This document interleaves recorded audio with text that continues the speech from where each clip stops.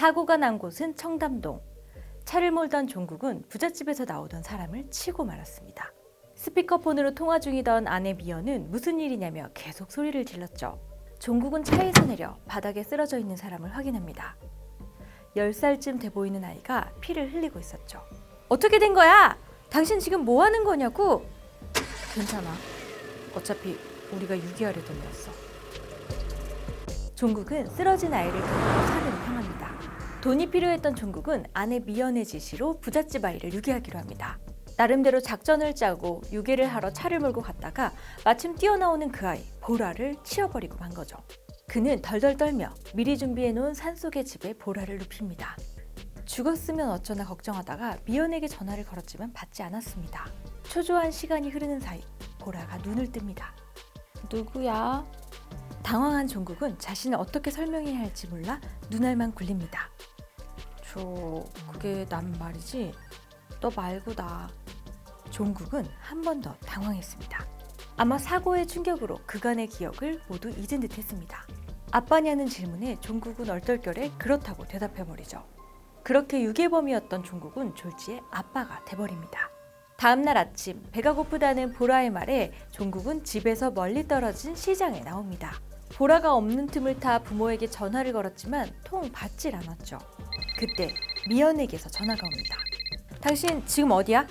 우리가 준비해뒀던 집에 있어. 애가 배고프대서 잠시 먹을 것 좀 사러 나왔고. 미연은 애를 유괴해놓고 혼자 두고 오다니 제정신이냐며 종국을 타박합니다. 부모에게는 전화했냐고도 물어봤죠. 종국은 몇 번씩이나 전화를 했는데도 받지 않는다며 내일 직접 집으로 찾아가겠다고 말합니다. 제대로 하라는 미연의 신경질에 종국은 싸늘하게 말합니다. 주의만 지키면 되는 거 아니야? 주인은 종국과 미연의 딸입니다. 갑자기 급성백혈병을 앓다가 식물인간이 되어버렸죠. 그 덕에 종국은 다니던 직장을 잃고 몇 달째 병원비를 충당하느라 아등바등 살고 있었습니다. 한 번은 아침 일찍 건설 현장으로 출근하느라 미연에게 주의를 봐달라고 했는데 병실에 와보니 미연은 없고 소변 봉투가 가득 차서 팽팽하게 부풀어 있었죠. 엄마라고 할 수도 없는 사람이었습니다.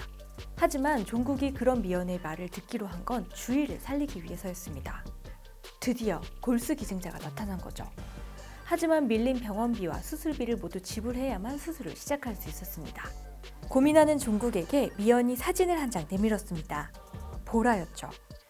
청담동에 사는 유명한 박사의 딸인데 일주일 중 하루는 부모가 집을 비워 아이가 혼자 있다고, 이 애를 유괴하면 수술비 정도는 거뜬하게 뜯어낼 수 있다고 말했죠.